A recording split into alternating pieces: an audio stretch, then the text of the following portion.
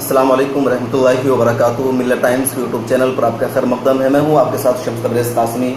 ناظرین، طویل انتظار کے بعد طلاق ثلاثہ پر سپریم کورٹ کا فیصلہ آج بالآخر آ گیا۔ سپریم کورٹ نے 10:30 بجے فیصلہ سناتے ہوئے یہ کہا کہ طلاق مسلم پرسنل لا کا مسئلہ ہے، مسلمانوں کا ذاتی مسئلہ ہے، عدالت اس میں دخل اندازی نہیں کر سکتی ہے۔ تاہم اس فیصلے میں سپریم کورٹ کے 3 ججز نے یہ بھی مانا کہ ایک نشست کی 3 طلاق غیر قانونی ہے اور اس کی اجازت نہیں دی سکتی ہے۔ چنانچہ انہوں نے 6 مہینے تک کے لیے طلاق ثلاثہ پر ایک نشست کی طلاق ثلاثہ پر پابندی عائد کر دی ہے اور حکومت سے مطالبہ کیا ہے کہ 6 ماہ کے اندر قانون سازی کرے۔ گویا اس فیصلے کے آنے کے بعد مسلمانوں کے درمیان سے دونوں طرح کی آراء سامنے آ رہی ہے۔ مسلمانوں کا ایک طبقہ جس میں مسلم قائدین مولانا سعید ارشد مدنی، مولانا ولی رحمانی سمیت کئی مسلم لیڈران شامل جو کہہ رہے ہیں کہ اس فیصلے میں مسلم پرسنل لا بورڈ کی اور مسلمانوں کی جیت ہوئی ہے، وہ اس معنی کر کہ سپریم کورٹ نے واضح لفظوں میں اس بات کا اعتراف کیا ہے کہ طلاق مسلم پرسنل لا کا مسئلہ ہے۔ یہی مسلم پرسنل لا بورڈ کا موقف بھی تھا کورٹ میں اور اس میں کورٹ دخل اندازی نہیں کر سکتی ہے، تو اس طرح مسلم پرسنل لا بورڈ کے موقف کی جیت ہوئی ہے۔ لیکن دوسری طرف مداخلت کا دروازہ کھول دیا گیا ہے اور 6 ماہ تک طلاق ثلاثہ کو غیر آئینی قرار دیتے اس پر پابندی لگا دی گئی ہے، جو ہمارے لیے تشویش کا موضوع ہے۔ اور اسی لیے جو ینگ مسلم جنریشن ہے وہ اس فیصلے کے خلاف فیس بک پر، سوشل میڈیا پر آواز اٹھا رہی ہے اور یہ کہہ رہی ہے کہ شریعت میں مداخلت کی گئی ہے۔ دوسری طرف جو حکومتی طبقہ ہے وہ لوگ جو کیا کہتے ہیں کہ 3 طلاق کے خلاف تھے اور ہے، ان کا یہ ماننا ہے کہ فیصلہ تاریخی آیا ہے اور اس طرح 3 طلاق کو ختم کر دیا گیا۔ اگر کیا اس پورے فیصلے کی نوعیت ہے اور کیا معاملہ ہے، کیا سچائی ہے کہ فیصلہ مسلمانوں کے حق میں ہے یا مسلمانوں کے حق میں نہیں ہے، اس فیصلہ کے دور رس اثرات کیا ہوں گے، کیا نتائج مرتب ہوں گے، یا پھر 2019 کا الیکشن بھی مودی سرکار اسی بیس پر لڑے گی، اس پوری تفصیل کو ہم جاننے کی کوشش کر رہے ہیں اسکالر عالم دین مولانا حفیظ الرحمان قاسمی صاحب سے۔ آپ عالم دین ہیں، کئی کتابوں کے مترجم اور مصنف ہیں اور Markaz al-Maarif education and research centre Delhi branch کے آپ انچارج بھی ہیں۔ مولانا حفیظ الرحمان قاسمی، ملت ٹائمز یوٹیوب چینل پر آپ کا خیر مقدم ہے۔ مجھے سب سے پہلے آپ سے جاننا چاہیں گے ہم کہ اس سپریم کورٹ کے آئے ہوئے فیصلہ کو آپ کس نظر سے دیکھتے ہیں؟ میں آپ کا بہت مشکور ہوں کہ آپ نے مجھے یہ موقع دیا ملت ٹائمز کی بات کرنے کا۔ اصل میں اس فیصلے کو سمجھنے سے پہلے ہم اس کے بیک گراؤنڈ میں جائیں گے۔ آپ کو معلوم ہے اور پورے ملک کو معلوم ہے کہ جب 2014 میں مودی کی حکومت بنی تھی یہاں پہ، تو اس سے پہلے جو انہوں نے اپنا ایجنڈا پیش کیا تھا، اپنا انتخابی منشور پیش کیا تھا، تو واضح طور پر اس میں ترقی کا نعرہ لگایا گیا تھا اور یہ کہا گیا تھا کہ اچھے دن آنے والے ہیں۔ اور پورے ملک نے جو انہیں سپورٹ کیا اس انتخاب کے دوران، تو وہ اسی امید پر سپورٹ کیا تھا کہ اب واقعتاً اچھے دن آ جائیں گے۔ پہلے حکومتوں سے ملک کوب چکا تھا گویا کہ۔ لیکن مسئلہ یہ ہے کہ آپ دیکھیں کہ جب ان کی حکومت آئی تو آنے کے بعد اچھے دن کا تو نام و نشان نظر نہیں آ رہا ہے کہیں بھی، بلکہ کئی ایسے مواقع آئے جب یہاں کے citizens irrespective of caste, colour and creed, یہ سارے کے سارے لوگ بے حد پریشان ہوئے۔ مثال کے طور پر ڈی مونیٹائزیشن کا مسئلہ ہوا، یا اسی طریقے سے پھر جی ایس ٹی لاگو ہوا، تو اس کے بعد بھی بہت سارے لوگوں کو پریشانیوں کا سامنا کرنا پڑ رہا ہے۔ اور ابھی بھی مجھے بولنے دیجیے، اور ابھی بھی حالات ایسے ہیں کہ آپ اگر مارکیٹ میں چلے جائیں تو حالات ابھی تک قابو میں آنے نہیں پائے ہیں۔ تو مسئلہ یہ ہے کہ اب ملک ان سے یہ حساب مانگے گا کہ وہ اچھے دن ہمارے ہیں کہاں۔ تو اب جب ملک وہ حساب مانگے گا، اب مہنگائی کا مسئلہ لے لیجیے کہ مہنگائی کے معاملے کو لے کر کے، کرپشن کے معاملے کو لے کر کے انا جی نے کتنا بڑا آندولن کیا اور کانگریس حکومت کو بدنام کیا۔ اس وقت میں بھی تھا، اس میں کوئی شک نہیں ہے، لیکن آج آپ ٹماٹر کے بھاؤ دیکھتے ہیں کتنے، 120 روپے کلو بن گئے۔ تو کیا اس کو آپ مہنگائی نہیں کہیں گے؟ اور یہ ہم کہہ سکتے ہیں کیا کہ یہ اچھے دن ہمارے لیے آ گئے ہیں؟ تو ہرگز نہیں آئے۔ تو مسئلہ یہ ہے کہ ملک چونکہ حساب مانگے گا کہ وہ اچھے دن ہے کہاں، اسی وجہ سے حکومت کی یہ ہمیشہ کوشش رہی ہے کہ ان ریئل ایشوز سے ملک کی توجہ کو ہٹا کر کے ایسے مسائل میں الجھا دیا جائے جہاں پہنچنے کی وجہ سے ملک ان سے حساب نہ مانگے۔ تو اب وہ کیا کیا ایشوز ہو سکتے ہیں جن میں ملک کو الجھایا جا سکتا ہے؟ تو اب لو جہاد کا مسئلہ ہوا، اسی طریقے سے گو کشی کا مسئلہ ہے، اسی طریقے سے بھارت ماتا کی جے کا مسئلہ ہے، اور اس کے بعد یہ لیٹسٹ جو ہے وہ طلاق ثلاثہ کا مسئلہ ہے۔ تو طلاق ثلاثہ کے مسئلے پر حکومت نے سب سے پہلے مسلم عورتوں کے حوالے سے اپنی سمپیتھی ظاہر کی اور یہ کہا کہ ہم چونکہ یہاں کی ہاف آف دا پاپولیشن جو ہے وہ ویمن ہے، اس لیے ان کے تئیں ہمارا ہمدرد ہونا یہ واجب ہوتا ہے اور ہم ہمدردی کا اظہار کرتے ہیں، ان کے لیے ہم لڑیں گے، ان کے حقوق کے لیے۔ بہت اچھی بات ہے بھائی، لڑنا چاہیے، اس میں ہر ایک آدمی کو لڑنا چاہیے، لیکن مسئلہ یہ ہے کہ جو ریئل گراؤنڈ ہے اس پہ نہ آ کر کے یہ ایسے مسائل کو سامنے پیش کرنا چاہ رہے ہیں جن کی وجہ سے پورا ملک الجھا رہا ہے۔ انہوں نے طلاق ثلاثہ کو پیش کیا اور طلاق ثلاثہ پہ جو ہے انہوں نے بات کی۔ اب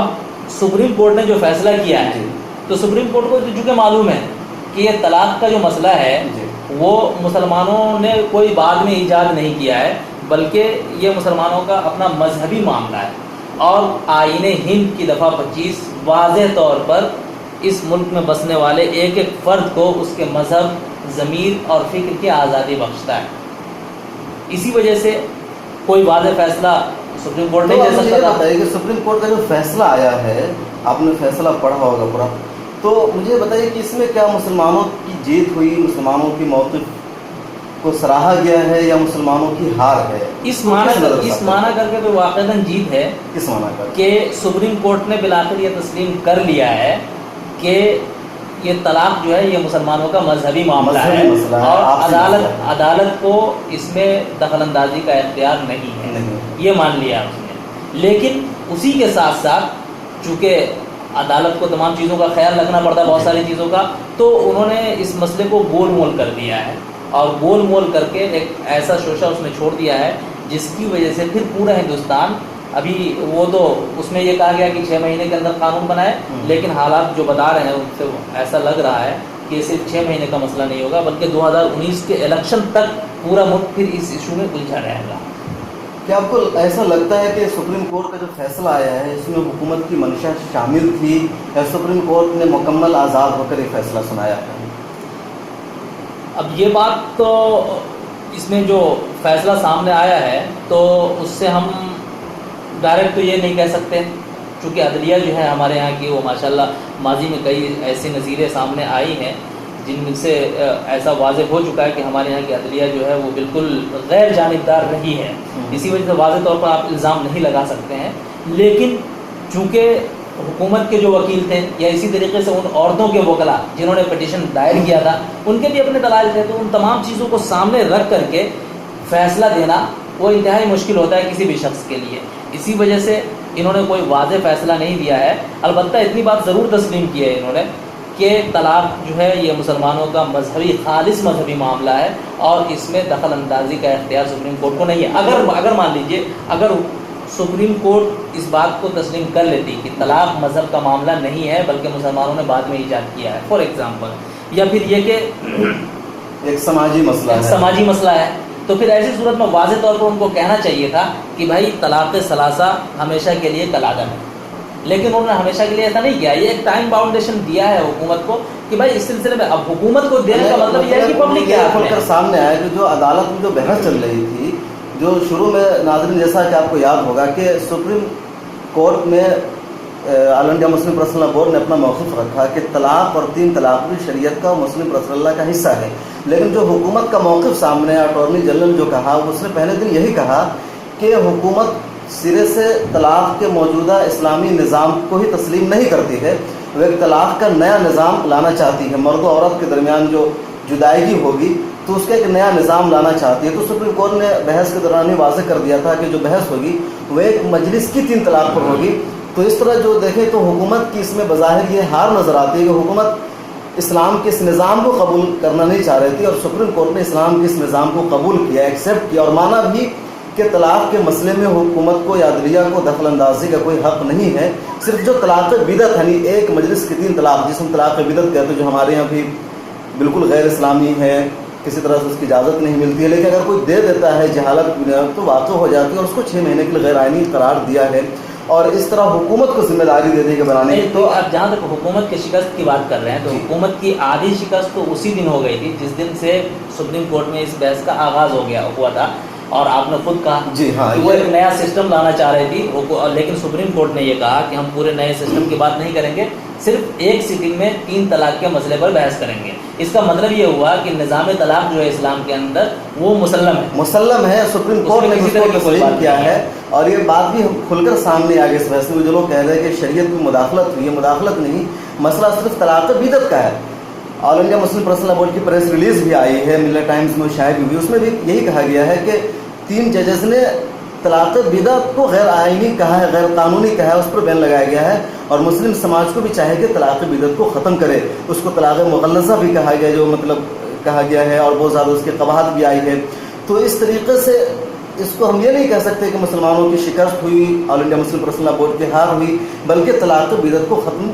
کرنے کو کہا گیا ہے. ایک اور ناظرین ہم آپ کو بتا دیں, مطلب یہ کہ آپ کو یاد ہوگا کہ جب فیصلہ یعنی بحث مکمل ہو گئی تھی 18 مئی تک, تو اس کے بعد آل انڈیا مسلم پرسنل لا بورڈ نے ایک حلف نامہ دائر کیا تھا, جس میں یہ کہا گیا تھا کہ نکاح کے وقت قاضی کو, نکاح کے وقت لڑکیاں 3 طلاق کا اختیار اپنے پاس لے سکتی ہے, قاضی کو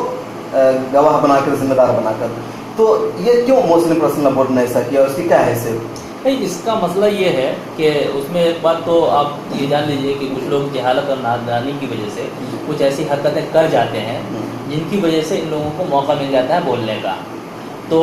اب ظاہر ہے کہ ایسے جو اکا دکا واقعات کبھی کبھار پیش آتے ہیں, جس کو بنیاد بنا کر کے پورے ملک میں ایک ایشو پھیلایا جاتا ہے, کھڑا کیا جاتا ہے, تو اس پہ بھی روک تھام اور اس کے سد باب کے لیے مسلم دانشوروں کو, مسلم قائدین کو کوشش کرنی چاہیے. تو آپ اس کو یہ کہہ سکتے ہیں کہ اسی سد باب کی طرف مسلم پرسنل لا بورڈ کی طرف سے ایک وہ ابتدائی قدم اٹھایا گیا تھا. دوسری بات یہ ہے کہ یہ بات تو واضح ہے کہ سپریم کورٹ نے جو فیصلہ دیا ہے, اس فیصلے کی روح سے یہ بات واضح طور پر کہی جا سکتی ہے کہ سپریم کورٹ نے یہ تسلیم کر لیا ہے کہ یہ طلاق ثلاثہ کا جو مسئلہ ہے وہ مسلمانوں کا اپنا مذہبی مسئلہ ہے. لیکن اس کے آفٹر مارک اس کا کیا ہوگا؟ یہ مجھے بتائیے کہ سپریم کورٹ نے اس طرح معاملہ رکھا ہے کہ ایک طرف مسلمانوں سے کہہ دیا کہ مذہبی مسلم رسول اللہ کے ہم مداخلت نہیں کر سکتے ہیں, 6 مہینہ کے لیے بین لگا کر حکومت سے قانون بنانے کو بھی کہا. تو ایسا تو نہیں کہ سپریم کورٹ نے اپنا دامن چھڑا کر کے مسلم پرسنل لا بورڈ کو اور حکومت کو درمیان میں پکڑا دیا. یہ بات آپ جب یہ دونوں آپس میں لڑے, ہم کنارے ہوگا اور ہمارے جو شبیہ ہوگا, یہ بات آپ کہہ سکتے ہیں بالکل کہ کورٹ کو چونکہ اپنے غیر جانبدار ہونے کو ہمیشہ ثابت کرنا ہے, اسی وجہ سے وہ الگ ہو گئی. اب مسئلہ یہاں پہ وہی جو میں کہہ رہا تھا کہ آفٹر مارک اس کا کیا ہوگا. وہ 6 مہینے کا جو ایشو دیا ہے, تو اس 6 مہینے کے نتیجے میں اب مسلمانوں کو کمر کس لینا ہوگا کہ ہم, چونکہ ظاہر ہے کہ حکومت اپنا ووٹ بینک بنانے کے لیے اور ریئل ایشوز کو دبانے کے لیے, پورے ملک کو الجھانے کے لیے ان جیسے مسائل میں وہ ایسے شوشے چھوڑے گی, بل بھی پیش کر سکتی ہے پارلیمنٹ میں, مختلف چیزیں. لیکن اب جو مسلم پرسنل لا بورڈ بطور خاص اور اس کے بعد جو ملک کی دیگر تنظیمیں ہیں اور جو قائدین ہیں, ان لوگوں کو سیریسلی اس ایشو پہ سوچنا ہوگا کہ اس معاملے کو کیسے ٹیکل کیا جائے اور اس سے کیسے باہر نکلا جائے. چونکہ مسئلہ یہ ہے کہ یہاں پر صرف طلاق ثلاثہ کی ایک سٹنگ میں واقع یا نہ واقع ہونے کا مسئلہ نہیں ہوگا, بلکہ ایک مسلسل ایک سیریز آف ایونٹس ہے جس کے تھرو لوگوں کی یہ کوشش ہے کہ بالآخر یونیفارم سول کوڈ اور اس کے بعد ہندو راشٹر کا قیام. تو اسی وجہ سے مستقل جو سنجیدہ عوام ہے, مسلمانوں کے علاوہ بھی جو سنجیدہ عوام ہے ملک کے, ان لوگوں کو سوچنا ہوگا کہ ہم کہیں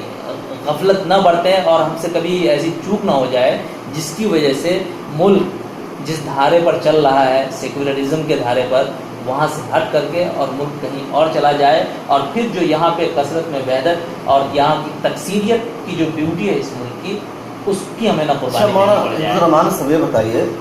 کہ متبنہ کے مسئلے پر جب 80 کی دہائی میں سپریم کورٹ کا فیصلہ مسلم پرسنل لا بورڈ کے خلاف آیا تھا, لیکن اس فیصلے کو لیکن اس کے بعد اس وقت کی جو قیادت تھی مسلم پرسنل لا بورڈ کی, انہوں نے حکومت کو آئین بنانے پر مجبور کر دیا اور آئین تبدیل ہوا اور مسلم پرسنل لا بورڈ کی بات مانی گئی. ابھی جو معاملہ الٹا نظر آ رہا ہے کہ سپریم کورٹ نے گویا مسلم پرسنل لا بورڈ کے فیور میں فیصلہ دیا ہے, لیکن جو حکومت ہے اس کا موقف مسلم پرسنل لا بورڈ کے خلاف ہے. تو کہ 80 کی دہائی کی طرح راجیو گاندھی کی سرکار کی طرح مودی سرکار کو بھی مسلم پرسنل لا بورڈ اپنے جھکنے پر مجبور کر دے گی. دیکھیے آپ کو تو پہلے 80 کی دہائی میں حالات کیا تھے ان کو دیکھنا ہوگا، اور پھر آج 2017 کے حالات کیا ہیں ان کو بھی دیکھنا ہوگا۔ اس وقت میں جو ملک کی اکثریت عوام کی جو ذہنیت تھی اس کو بھی دیکھنا ہوگا، آج جو ملک کی اکثریت کی ذہنیت ہے اس کو بھی دیکھنا ہوگا۔ دوسری بات یہ ہے کہ حکومت باڈی اس وقت میں کیا تھی، آج کیا ہے۔ تو ان تمام چیزوں کو دیکھتے ہوئے یہ بات بالکل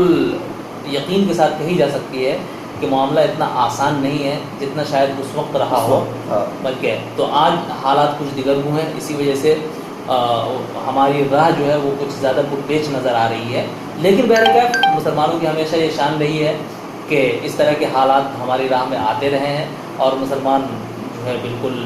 ان سے نبرد آزما ہوتا رہا ہے ہمیشہ، اور اللہ پاک نے کامیابی بھی عطا کی ہے۔ تو انشاءاللہ العزیز ہمارے جو قائدین ہیں اور ہمارے جو لیڈرز ہیں، انٹلیکچوئلس ہیں اور علماء کرام ہیں، تو انشاءاللہ ان کی بصیرت اور ان کے فیصلے، ان کی سوچ پہ ہمیں بھروسہ ہے کہ یہ لوگ انشاءاللہ کوئی اسی انداز میں بدلے ہوئے حالات کو سامنے رکھتے ہوئے لائے عمل مرتب کریں گے، اور انشاءاللہ العزیز مقابلہ کریں گے تو کامیابی ہمیں ملے گی انشاءاللہ۔ اس لیے کہ دیکھیے اصل میں مسئلہ یہ ہے، ایک بات تو واضح طور پہ آپ جان لیجیے جی کہ یہ جو مذہب اسلام ہے یا جو ان کے انجیکشنس ہیں وہ کوئی مین میڈ نہیں ہے، یہ ڈیوائنلی ریویلڈ ہیں۔ تو ایسی صورت میں 1400 سال کی ہماری تاریخ بتاتی ہے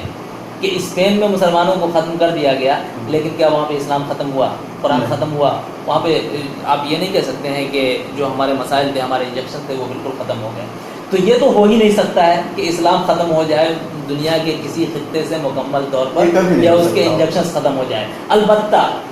مسلمانوں کو حالات آئیں گے سامنے اور ان کا جوان مردی کے ساتھ مقابلہ کرنا ہوگا۔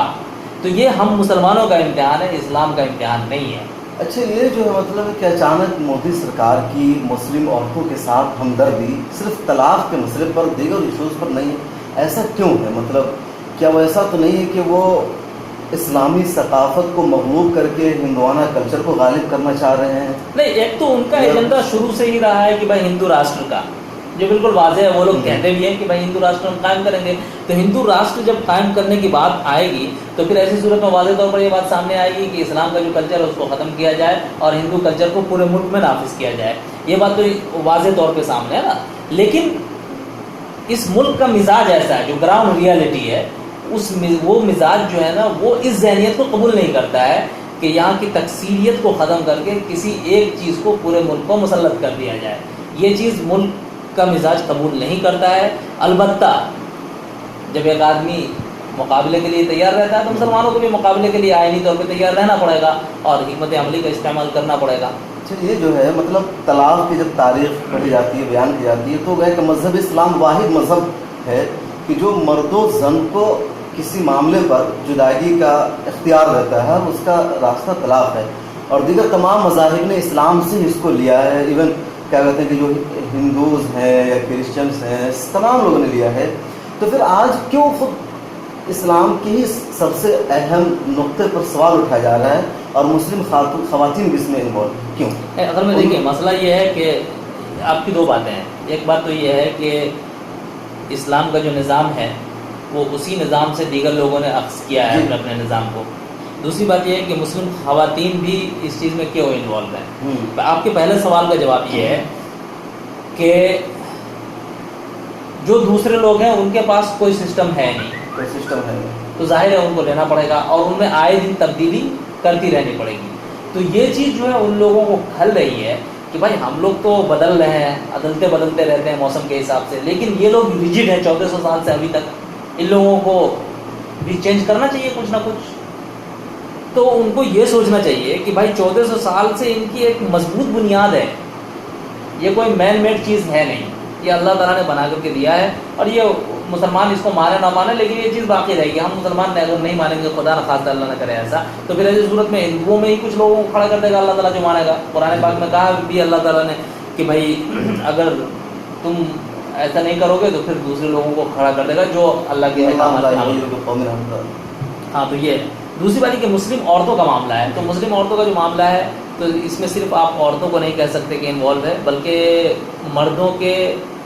جو ناشائستہ قسم کے اعمال ہیں ان کے نتیجے میں عورتیں جب پریشانیوں کا شکار ہوتی ہیں تو پھر وہ اس طرح کے اقدامات کر بیٹھتی ہیں۔ تو اس میں جو اس کی وجہ ہوئی بیک گراؤنڈ میں، وہ مرد بھی ہیں عورت بھی ہیں، اور یہ دین سے دوری ہے کہ دین کے صحیح جو انسٹیٹیوشنس ہیں ان کا ہمارے پاس صحیح علم نہیں ہے، اور پھر اس پہ عمل نہیں کرتے ہیں۔ یہ طلاقی کا مسئلہ ہے۔ مسلمانوں کو اسلام نے جو طلاق کا انسٹیٹیوشن دیا ہے، اور جس طرح واضح انداز میں جو قرآن پاک میں اس کی تفصیل بیان کی گئی ہے، اگر اس پروسیس کو سامنے رکھ کر کے اگر کوئی طلاق کے عمل کو انجام دے تو پھر دنیا کو پتہ چل جائے گا کہ یہ دنیا کے لیے سب سے بڑی رحمت کی چیز ہے۔ یہ زحمت نہیں ہے۔ مسلم خواتین کو کیا پیغام دینا چاہیں گے؟ یہ طلاق رحمت ہے یا زحمت ہے؟ نہیں، یہاں پہ مسلم خواتین ہی کا مسئلہ نہیں ہے، مسلم مردوں کا بھی مسئلہ ہے۔ ہم مسلم خواتین سے تو یہ عرض کرنا چاہیں گے کہ یہ طلاق کے مسائل کو سمجھنے کی کوشش کریں کہ طلاق کا جو انڈر لائنگ موٹیو ہے اسلام میں وہ کیا ہے۔ اس موٹیو کو جب وہ سمجھیں گی تو سمجھنے کے بعد انہیں پتہ چل جائے گا کہ یہ طلاق جو ہے وہ ان کے مسئلے کا حل ہے، ان کے لیے پریشانی کی بات بالکل نہیں ہے۔ بالکل نہیں۔ دوسری بات یہ ہے کہ مردوں کو ہم یہ کہنا چاہیں گے، ان سے درخواست کرنا چاہیں گے کہ مرد بھی طلاق کے نظام کو سمجھے مکمل طور پر، اور اللہ نہ کرے کبھی ایسا ہو، لیکن خدا نخواستہ اگر کبھی اس طرح کی صورتحال آ جاتی ہے کہ اب بناؤ کی کوئی گنجائش نہیں ہوتی ہے میاں بیوی کے اندر، تو پھر جو پروسیس قرآن پاک نے واضح طور پہ بیان کیا ہے اس پروسیس کے تحت طلاق کے عمل کو انجام دیا جائے، تو پھر ہمیں کہنے کی ضرورت نہیں ہوگی، بلکہ پوری دنیا دیکھ لے گی کہ یہ طلاق کا جو نظام ہے وہ ہمارے لیے اور پوری دنیا کے لیے رحمت ہے۔ پھر اس کے بعد مودی جی بھی اس کو ایکسیپٹ کریں گے، اور اس کے بعد جو ہے پوری دنیا ایکسیپٹ کرے گی انشاءاللہ۔ جو لوگ آج ٹی وی چینلوں پہ آ کر کے اسلام کے نظام طلاق کے خلاف بولتے رہتے ہیں، انہیں بولنے کا موقع نہیں رہے گا۔ اچھا، ایک آخری سوال، بہت دیر ہماری بات چیت ہوگی، بہت کام کی باتیں ہوگی، اس کے لیے آپ کے ہم بہت شکر گزار بھی ہیں کہ سپریم کورٹ نے، ہم وہیں پر پھر سے واپس لوٹتے ہیں، سپریم کورٹ نے کہا کہ مرکز حکومت قانون بنائے،